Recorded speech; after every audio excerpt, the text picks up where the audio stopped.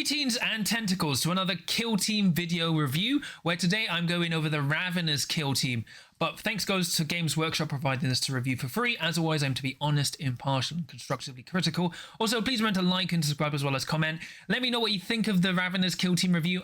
Are you as hyped for the Tyranids as I am? And remember, I've got a Discord you can check out for free in the episode description below, and a affiliate Element Games, an affiliate discount code at Crossfire Games, and a Patreon if you want to give me some more support. But let's get on with the review. So starting off with Operative Selection, the Ravenous Kill Team are a 5 operative kill team, and they have the archetype of Infiltration and Seek and Destroy. Now hold on, don't close the video just yet. There is some hope. Now, currently these archetypes are horrible. Like, Seek and Destroy is still okay for Ravenous, but Infiltration is effectively unplayable. Just ignore it.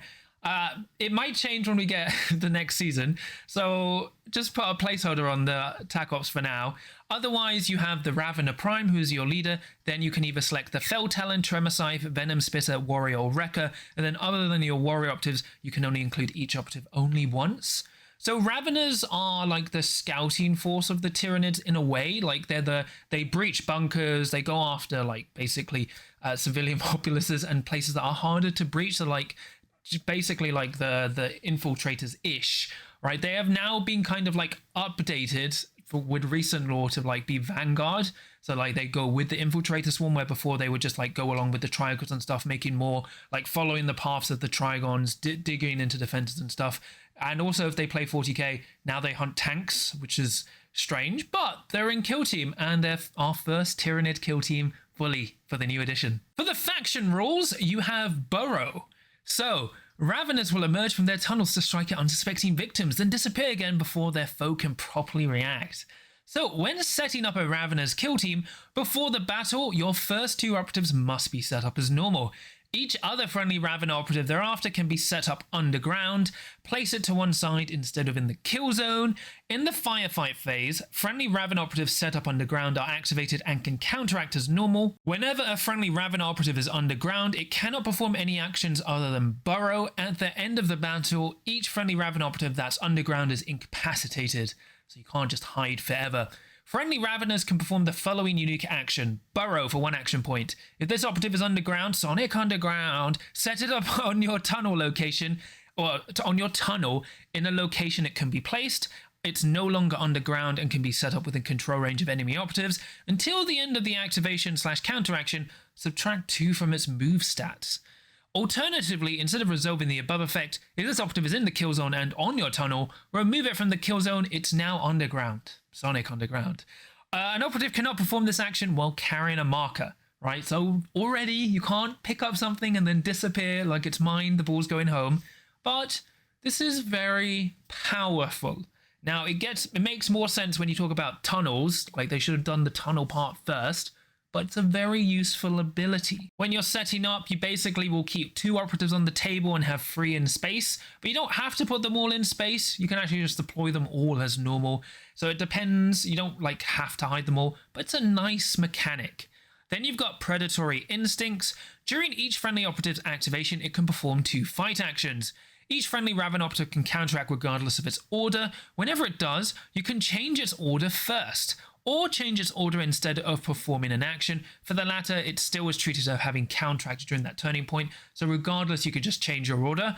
During that counteraction, if it doesn't perform a mission action, it can perform a free burrow action. So it's a free burrow action. So for example, you can fight and then burrow away, shoot and burrow away, and like so you can like change your order, shoot, dash away, but burrow away. Very, very nice. It's a better-ish Astartes. It's Tyranid Astartes, right? Now you've got your tunnel, right? We're digging. So at the end of the setup operative step, place your tunnel marker numbered 0 on the kill zone floor, wholly within your drop zone and touching your kill zone edge. As a strategic gambit in the first 4 turning points, you can place your next numbered tunnel marker on the kill zone floor, wholly within 5 inches of your preceding tunnel marker. In kill zone Gallowdark, this distance can be measured through walls. This means that as the battle progresses, you can have a series of sequentially numbered tunnel markers 0, 1, 2, 3, and 4. Once you have placed 5 tunnel markers, don't place any more, i.e. your battle lasts more than 4 turning points, World Championships of Warhammer. Your tunnel markers and the area between your subsequently marked markers, i.e. between 0, 1, 1, and 2, create your tunnel. So it's not just the markers, it's the points that connect them. In a kill zone that uses the hazardous areas rule, so for some reason if you still play Beta Decima, for the purposes of the restricted movement rule, parts of a tunnel marker that are touching the hazardous area are treated as a hazardous area. So I don't think you can end, like you can't pop out from them. You can just keep digging. Under the ocean, it's fine. Don't think about it. So there is some use on Beta Decima. In this example, Operative A is on your tunnel. As it's on the area between markers 0 and 1, Operative B is also on your tunnel and is touching one of your tunnel markers. Operative C is not on tunnel markers as 1 and 3 are not sequential, so it is not. So the area between those markers is not part of your tunnel. So this is where it gets quite problematic, right? So it does help they've put in a diagram. It's really useful. The only problem, and I can see this becoming a problem, you do get the counters for this in the box, which is nice, right? They're just 20mm markers. The only issue is drawing the line connecting the tunnels. So I originally thought you had to be on the markers. You actually have to be either on the markers or on the point connecting between your markers. Now it is helped that they are numbered, but the problem is you have to draw a line from 1 to 2, so it can end up like a zigzag or a straight line, or it can do all that. And I can unfortunately see people arguing over, like, they don't mention how wide the markers are properly, but you can kind of guess from the picture how wide they're supposed to be. So it's just like they've tried to make it clear, and it's still some loopholes. But the other problem, 5 inches is quite limiting. And remember, when you're coming out, you're -2 move and your movement spoil is 7 base. So especially when you're playing on long deployments, this is actually quite long in terms of getting use out of it. So generally, you're not getting much usage out of your tunnel and turning point 3/4, which is very late into the game. Now, the cool thing is you can hop up from any point of the tunnel and emerge on another point. So if you're like trying to run away, you can have a wounded operative go from like tunnel 4 all the way to tunnel 0 and be completely safe, which is amazing. And you can be within like 2 inches of that marker. So that's quite a bit of freedom. But it's a good mechanic. It's pretty good on Gallowdark and on some Vocus maps. But it's going to be a bit finicky, if that makes sense. For strategy ploys, you have Death from Below. Whenever a friendly operative is fighting, if it's performed the burrow action during the activation or counter action, its melee weapons have the balanced weapon rule. If it's on your tunnel, it has the ceaseless weapon rule instead. Very nice, very useful. Then you have Whipcord Emergence. Whenever an operative is shooting a friendly Ravener operative, if that friendly operative has performed the burrow action during that turning point, you can reroll one of your defense dice. If that operative is on your tunnel, you can reroll any of your defense dice. So relentless saves. Spoilers, you're probably never going to use this. It's fine, it's just not great. Then you've got Writhe Out of Sight. Select one friendly operative. That friendly operative can immediately perform a free burrow action. If it's within 2 inches of your tunnel, it can immediately perform the free fallback or reposition action before it does so. This is very powerful, especially if you've overextended and lost initiative. You can immediately just fall back and disappear down a tunnel. Very, very nice. Then you've got Tunnel Lurkers. Whenever a friendly operative is on your tunnel, if it's in cover, unless it's within 2 inches of the active operative, treat this as cover provided by light terrain, therefore affected by rules that prevent this, e.g. Seek Light and Vantage. It's okay. You know, you can do some funny things on Gallowdark on like exposed objectives and stuff, which is nice, but it's very situational. For Firefight ploys, you've got Slithering Evasion. Use this Firefight ploy during a friendly operative's activation or counter action. During the activation or counter action, the operative can perform the fallback action for 1 less action point, and it can perform the charge action while within control range of enemy operatives, and can leave the operative's control range to do so, but then must end the control range in another operative. Amazing, very good, especially if you're hiding in operative's control range, so like charge blocking. Then you've got Subterranean Horror. Use this Firefight ploy when an enemy operative is performing the fight action and selects a friendly Ravener operative on your tunnel to fight against. In the Rosa attack dice step of that sequence, you resolve the first dice instead of the attacker. So basically fight first on your tunnel. Very good. Then you've got Burrowing Strike. Use this Firefight ploy when a friendly operative performs a burrow action before the operative is removed from the kill zone or after setting up on your tunnel. Inflict D3+1 damage on each enemy operative within its control range. You cannot use this ploy in the strategy phase or during a Fell Talon Operative's activation or counteraction if it performs the Toxic Lunge action and vice versa. So it's a nice way to do extra chip damage, really good. Then you've got Death Frenzy. Use this 5-5 ploy when a friendly Raven operative is incapacitated. Before removed from the kill zone, you inflict D3 damage on each enemy operative within its control range. If that friendly operative is a Venom Spitter that's currently benefiting from Distended Dorsal Sacs action, inflict 2d3 damage instead. Really useful. So you've got like lots of ways to do like chip damage, especially into tougher opponents. Like you can charge in using Burrowing Strike. If you can go like do it from the tunnel to do D3+1, and then even if you die, you're doing D3 or 2d3 if you're a specific operative. So oddly, you've got amazing firefight ploys and pretty much okay strategy ploys, which is a common trend we've actually seen in a lot of kill teams. So for operatives, your Ravener Prime is your leader. It has 3 APL, 7-inch move, a 5-up save, and 21 wounds with a 40 mil base. This is basically your standard profile, but everyone's 20 wounds.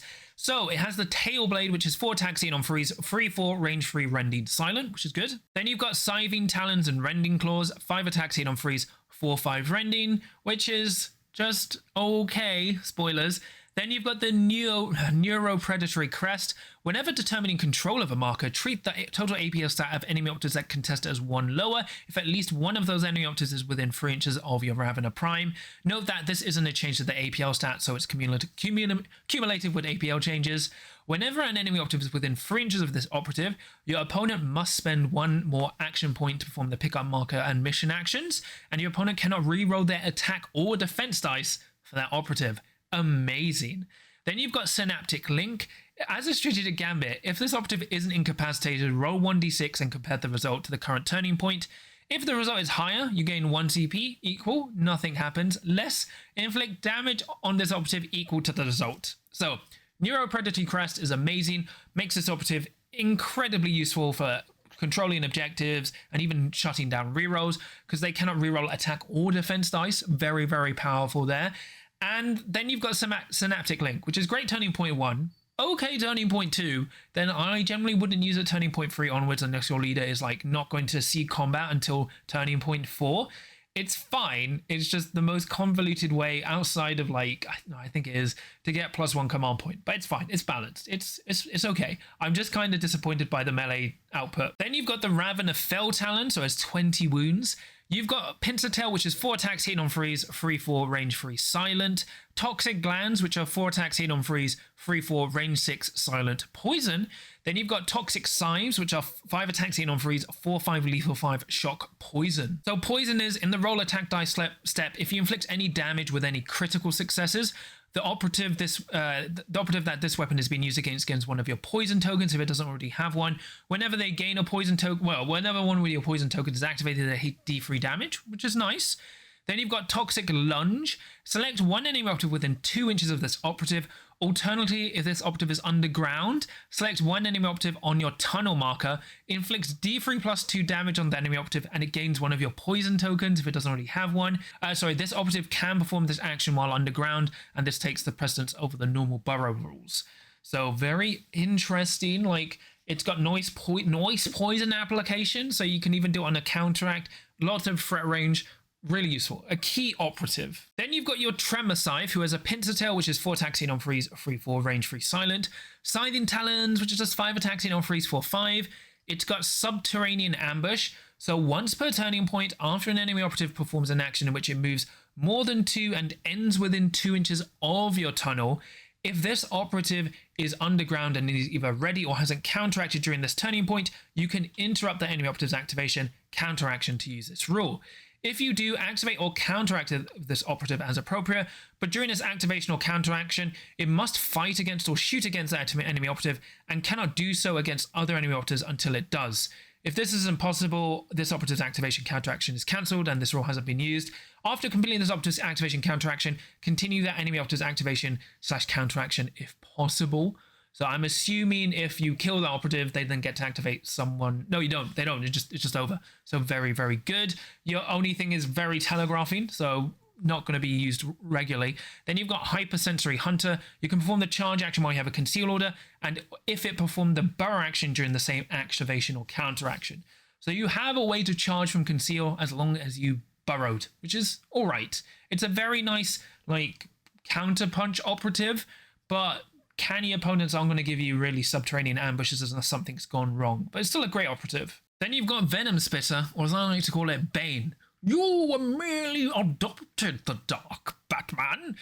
So you've got Pincer Tail, 4 attacks, 8 on freeze, 3/4 range, 3 silent. Yes! Venom Blast, which is 4 attacks, 8 on freeze, 3/5 range, 8 blast, 2 poison.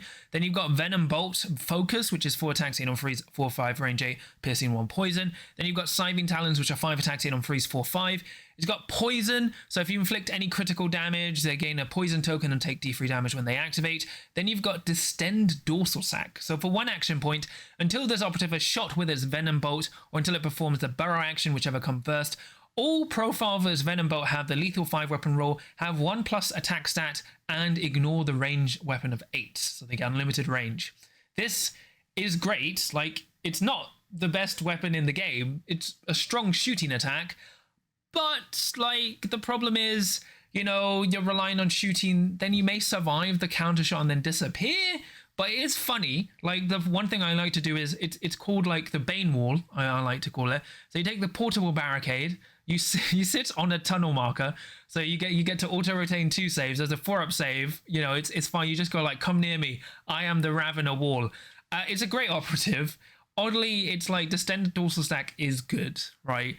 But you can just get within close range and shoot anyway, but it's still a great operative, and it's literally Bane. Then you've got your Ravener Warrior, who has a Pincer Tail, which is 4 attacks, 8 on freeze, 3/4 range, 3 silent, and then Scything Talons, which are 5 attacks, 8 on freeze, 4/5. Has instinctive behavior, so whenever this operative is shooting against, fighting against, retaliating against a wounded enemy operative, or an enemy operative that has performed the fallback action during this turning point, you have the lethal 5 weapon roll, which is nice, but it does nothing. It does nothing. It's okay. You're never taking the Warriors. I built a Warrior for no reason because I was gambling and I lost, so don't gamble. It's just okay. Then you've got the Wrecker. I'm a Wreck It. It has a 4-up save because it has a chest piece. So it's got the Bone Mace, which is 4 attacks, 8 on freeze, 3/4 range, 3 piercing, 1 silent. So it's a really nice, like, mini crack. Then you've got Scything Talons and Crushing Claws, which are 5 attacks, 8 on freeze, 4/5 crush, no brutal. So it's got Reinforced Carapace, so normal and crit damage of 4 or more inflicts 1 less damage on this operative. And then you've got Crush. Whenever you strike, you and your opponent roll off, adding 1 to your result if the opponent has this weapon has been using against as a wound stat of 9 or less. If you win, inflict damage on that enemy operative equal to the difference between the dice result to a maximum of 3, right? It's great and is technically better than what I would have wanted, but personally, I would have preferred the claws being 5 attacks, hitting on 4s, 5/6, brutal. Like, you can even give it stun or whatever. The Crush is technically better. It's just very convoluted, and it's every time you strike. So you could do a maximum of 8 damage, 8 to 7, or you just do 4/5. So sometimes it doesn't even trigger, but it's great. Like, you always take this guy. He's so tough. He's gonna wreck it. For faction equipment, we do have a designer's note here mentioning while people may be shocked that they have equipment, they describe that the Tyranids can just make their own, like, biological versions of it. So it may not be equipment in that sense. Think of it as a placeholder, which generally has been covering throughout the edition. So it's like frag grenades, like when they're used by Eldari teams, aren't frag grenades, are like more like plasma grenades. It's just using your own imagination, but it's nice they clarified it here instead of people going, well, they actually wouldn't use the crack grenade or a comms device, but it could just be some form of biomorph. So you've got Chromomatospore Camouflage. Whenever an operative is shooting a friendly operative, if you retain any cover saves, you can retain 1 additional cover save. This isn't cumulative with improved cover save advantage. This is what I was talking about with the Ravener Wall. It's great. You never take this. Then you've got Acid Blood. Whenever a friendly operative is fighting or retaliating, when an attack dice inflicts damage on it, roll a d6. On a 5-up, inflict 1 damage on the enemy operative in that sequence. It's okay, but you never take this. If only it was every time you take damage. Can you imagine? I do 5 damage to you and then you just make someone explode. But it's fine. It's just someone was watching Alien. Then you've got Metamorphic Flesh. Whenever a friendly operative is activated, it regains D3 lost wound. You always take this. This is amazing. Then you've got Heightened Senses. Once per battle, when rolling off for deciding initiative, if a friendly operative is underground and an enemy operative is within 5 inches of your tunnel, you can reroll your dice. So this only really triggers turning point 3 and 4, but it's actually good if you're playing late game. So I personally would always take Metamorphic Flesh and then probably Heightened Senses. It's still nice. And then you're probably taking stuff like maybe crack grenades, ladders. It's very nice. Then you've also got the designer's commentary again, going over the team and how they should play, all that kind of stuff. Very nice that they continue adding this. For kill team selection / collection, this is another one box team. Amazing. We have a box with 2 one box teams. Great. It's 5 operatives and you build all 5 operatives. Unfortunately, you never build warriors. Only build warriors if, let's say, you were trying to preemptively meta chase and then bought the last Ravener box you could in the UK and then built some warriors, but you'll never take these warriors, I'm afraid. So you just build all the specialists and it's a perfect one box team. They're all on 40mm bases. Here are mine painted up. So I managed to paint up the whole kill team. These are from my custom Hive Fleet Agapostamon, which is from the Agapostamon insect. So yellow insect with green carapace, which is really nice. And it's done pretty much with contrast. That's how I've done my Tyrannid army. I love Tyrannids. Tyrannids are great. But yeah, very easy to collect and operative selection. There's very limited reasons to, I don't think you ever take warriors. It's just fine. So for the Ravener kill team overview, they have problems, but they're good, right? They're good, but they have problems. So the first thing is Tunnel. Tunnel is very powerful, but it only really becomes applicable turning point 3 and 4. On some maps, it works turning point 2 because, you know, you're 10 inches up, so you're 13 inches up the board with your tunnel. But then when you're charging from it, you can end within 2, but then you're -2 from your movement, right? So you still go down from, you still have a 7-inch charge. Technically, you're getting the 2 from the tunnel, which is fine. The tunnels are a bit finicky, which is not their problem. They've tried to make it as clear as possible, but I can see arguments happening because people will. But that does mean, coupled with your tac ops, you are in a rough position where you can't really do much turning point 2 or 1. Like, if your opponent just sits back, once again, you're kind of struggling. And you can hide back, but then the problem is your tac ops don't really benefit that. Like, you could try and do a cheeky, like, gather surveillance, but then you're trying to do gather surveillance with 5 operatives. There's no real other tac op archetype that works for you. You're probably taking champion, because champion is just great, or overrun. Very good for this kill team. But you're very much heavily relying on your tunnels. But the way I would advise it is you have to plan where your tunnels go. You cannot reactively go, oh, my opponent's going there, I'm just going to move my tunnel left or right. Your opponent can just like swing away. You're going to have to plan where your tunnels go at the start of the game, every game. You need to go like, where it's going to go. So my advice is you could start it on your home objective. I can see a lot of people go, I'm going to start where my home objective is, move up within 2 of my objective. Don't have to be on it, just within 2. And then I'm going to angle to the mid objective. And then I'm going to try and like end it on my opponent's objective. I personally think it's way better if you aim to go up to your opponent's objective, like just go in a straight line, because if you angle it right, you will also be crossing near the central objective. You don't need to care about your own objective. Your own objective is going to be safe unless you're playing against a really alpha heavy team.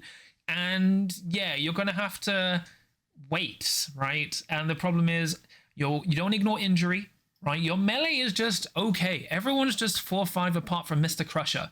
You don't have the best melee, which is really weird. Your melee is just okay, and it's not great. Like, I can see dedicated melee operatives beating you. The only good thing is that you do have 20 wounds, so you are very tough and durable. So, like, you hopefully should kill a Marine in one combat, but the problem is you'll be heavily wounded, and then the problem is another elite will just shoot you and kill you.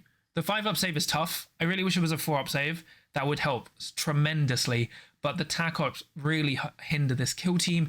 And when you get injured, you don't really do anything. Your rerolls are very situational. You're basically relying on your tunnel marker so much.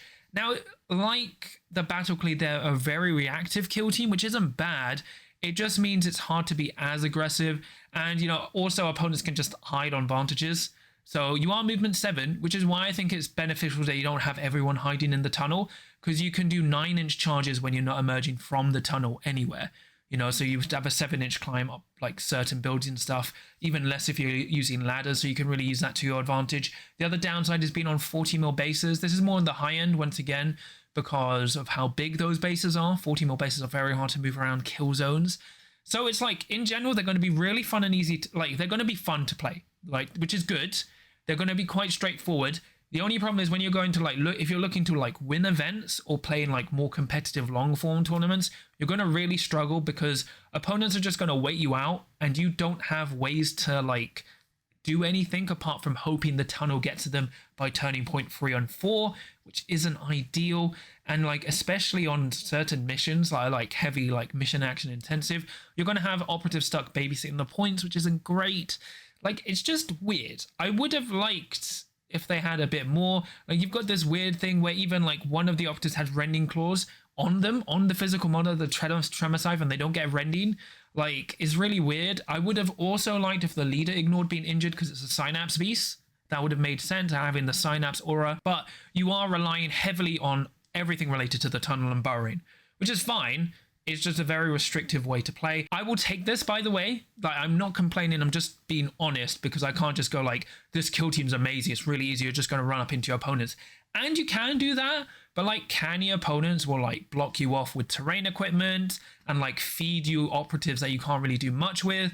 They will thankfully only have, like, if you're close to your tunnel, only one activation to punish you. So unless it's a melter gun, you're gonna escape. But the problem is, if a melter gun rolls 4 hits, you're dead. You're really unlikely to make that 5-up save. But that's the same problem elites have. You also are the easiest kill team to score on the kill op, because every operative killed is a kill op point, which is a problem. Like, it's just, they have flaws, but they're still very solid. Like, I can see them like easily going like 2-2, like a B tier team.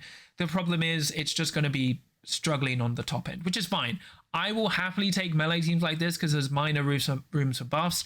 As I said, personally, I'd give them a 4-up save. I think that would probably be the first helping. And then if we get new tac op archetypes, like redesigned tac ops, that would be amazing, because currently this kill team can't play infiltration unless you take tripwire. I don't know. It's a choice. But I still think they're a fun and great kill team to play. Once you get your head around the tunnel network, you have a lot of ways to play, and it's really good on Gallowdark. They're much better on Gallowdark, as are other melee teams. But it's nice. I'm really happy with this kill team overall.